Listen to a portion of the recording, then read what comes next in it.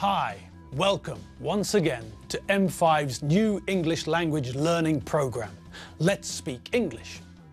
I'm Gav Duncan and I'm here on your TV screen to help you learn English. Well, how are you today? Fine? I hope so. Now, are you sitting comfortably? Yes? Good.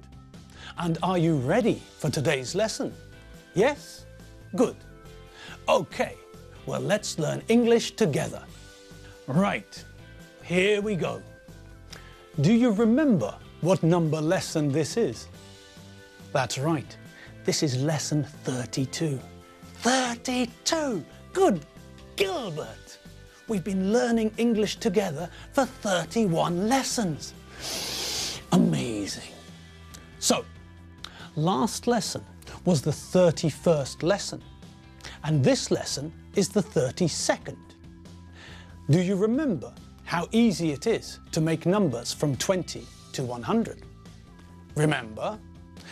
We take the number 20 or 30 or 40, add a hyphen, and then add a number from 1 to 9. Our last lesson was number 31. This lesson is number 32. Now, what about the ordinal numbers? Do you remember the ordinal numbers?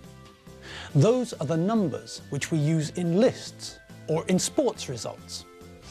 Now, we know the ordinal numbers from 1 to 20, don't we?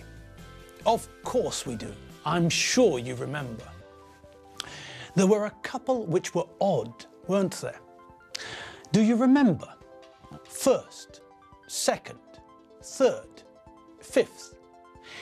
They're a bit different, aren't they? How do we spell them? Do you remember? Well, first is spelled F-I-R-S-T. Second is spelled S-E-C-O-N-D. Third is spelled T-H-I-R-D. And fifth is spelled F-I-F-T-H. Now, the other ordinal numbers are simpler. We just take the number and add th, 6th, 7th, 8th, 9th, 10th, 11th. Okay, we have to be careful with 9th because we drop the E from 9 before we add the th. 12th is also a bit tricky. The spelling's not so simple, but the rest of the numbers are very easy. Take the cardinal number and add th. So, let's check those ordinal numbers. First, second, third, fourth, fifth, sixth, seventh, eighth, 9th, 10th, 11th, 12th, 13th, 14th, 15th, 16th, 17th, 18th, 19th, and 20th. Okay, now, we know how to count from 1 to 100. We know that when we get to 20, it becomes easier. There's a pattern that we can see, a logic we can use. Do you remember the pattern? That's right. We take 20, add a hyphen, and then add a number between 1 and 9. 21 is 21. 25 is 25. 29 is 29. Okay now, what about ordinal numbers beyond 20? Well, that's simple. We know the ordinal numbers from 1 to 9, don't we? Yes, of course we do. First, second, third, fourth, fifth, sixth, seventh, eighth, 9th.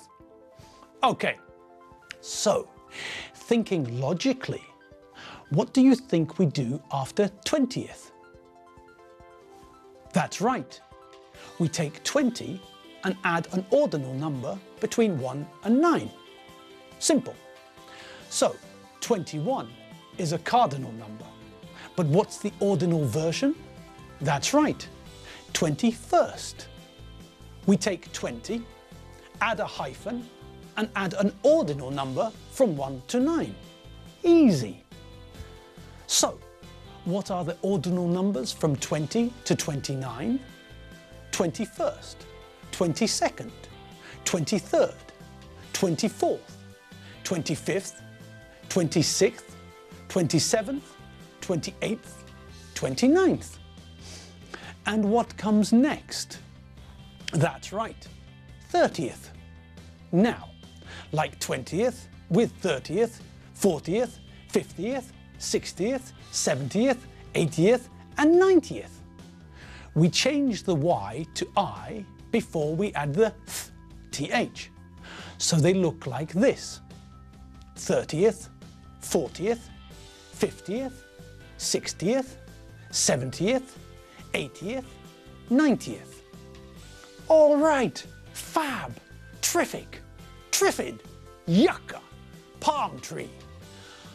So, now we know all the numbers from 0 to 100. Let's have another look at countable and uncountable nouns. Do you remember what we learned last lesson? You don't?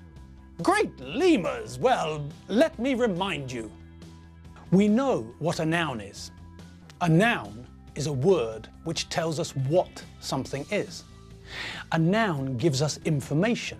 A noun tells us what we're talking about. We could be talking about a car or a house or a horse. Car is a noun. House is a noun. And horse is also a noun. Nouns can be singular and plural. With most nouns, we change from singular to plural by adding an S. Car becomes cars. House becomes houses. Horse becomes horses. There are 5 spelling groups we can learn for singular nouns becoming plural. Group 1. We change the noun from singular to plural by adding an S. Group 2. We change the noun ending in S or SH or CH or X from singular to plural by adding ES. Group 3. These nouns end in Y. If the noun ends in vowel plus Y, we change the noun from singular to plural by adding S. If the noun ends in consonant plus Y, we change the noun from singular to plural by replacing the Y with IES. Group 4. These are nouns which end in F or FE. To make these nouns plural, we change the F or FE to VES. Group 5 are irregular. They don't use logic. All right. Now, there are also some nouns which are only plural. Trousers, jeans, shorts, glasses. If we want to talk about one of these, we have to use the phrase a pair of. A pair of jeans, a pair of shorts, a pair of glasses. When we use the phrase a pair of, it means that we can count these plural items. I have 3 pairs of glasses. He has 4 pairs of shorts. She has 6 pairs of jeans. Now, some nouns are countable. We can count them. We can count an orange, and everyone knows that we mean 1 banana and 1 orange. We can say 3 men, 12 donkeys, 35 manatees, and 17 cats. We can count all these things.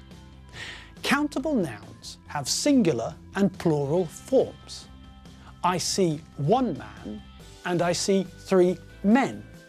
I see 1 donkey and I see 12 donkeys.